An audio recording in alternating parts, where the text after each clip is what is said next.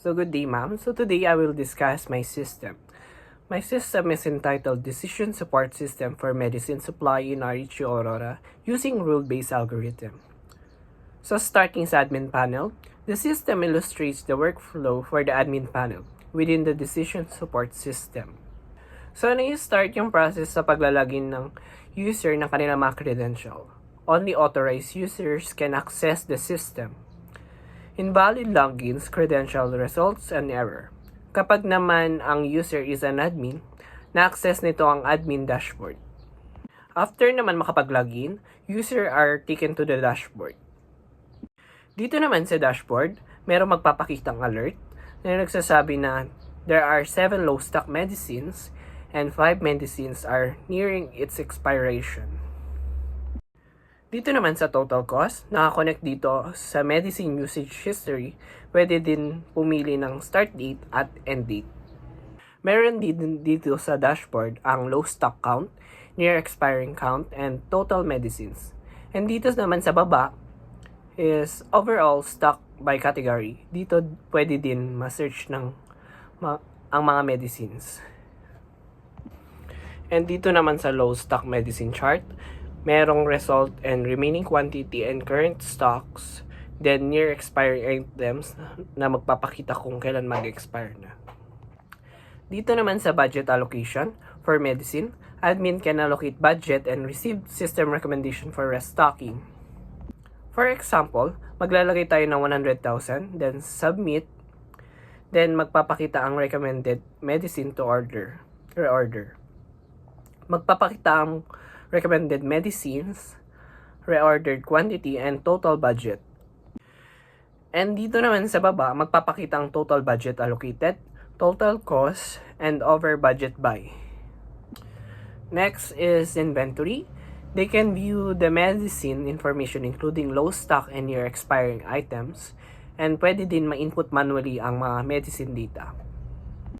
Dito sa medicine inventory, pwede din maklik ang low stock medicine para makita yung mga low stocks and no available stocks. And sa near expiring medicine naman para sa mga palapit na mag-expire. At dito naman sa expired medicine, dito magpapakita yung mga nag-expired na medicine na. Next is medicine entry, where the user can manually input the medicine data or import to CSV file. Yun lang. So, try natin mag-input. Dapat CSV file. Wait lang natin mag-import.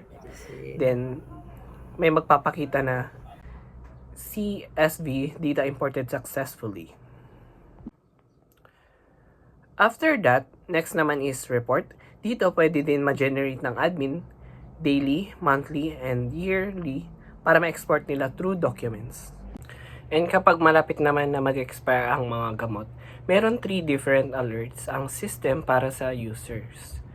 Kapag 3 months bago mag-expire, it shows a monitor alert. Kapag 2 months naman, the alert change to distribution. At kapag 1 month or less na, the alert becomes urgent, signaling immediate action is needed to prevent waste. Dito naman sa no low stock alert at the moment, kasi nag-add ulit tayo ng medicine sa CSV. Kaya na-add lang yung quantity niya, kaya hindi na siya umabot ng low stock alert. Kahit din dito sa dashboard, 0 low stock kasi nagdagdag ulit ng medicine kanina. Next is the user. The admin have the ability to create new user accounts, manage existing users, and access system logs to monitor activity and ensure proper usage of the system. Next is settings. Admin can adjust alert threshold and change password. So mag-e-end yung process sa pagla-logout ni user or admin to ensure secure session termination. After naman sa admin panel, dito naman tayo sa nurse panel. Ganun din, may mag-alert na 5 medicines are near its expiring.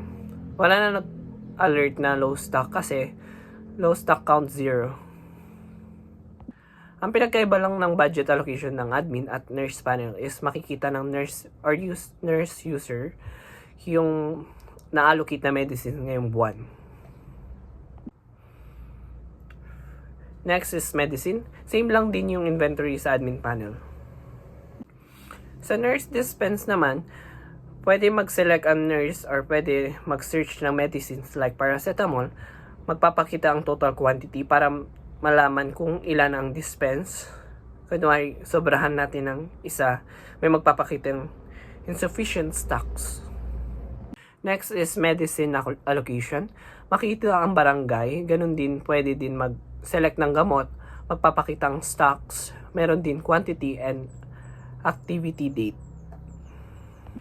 Next naman is daily usage report. Ganun lang din kagaya sa admin panel. Meron daily, monthly, and yearly na pwedeng ma-export nila through documents. Lastly, sa settings, pwede din mag-change password. That's all for today. Thank you.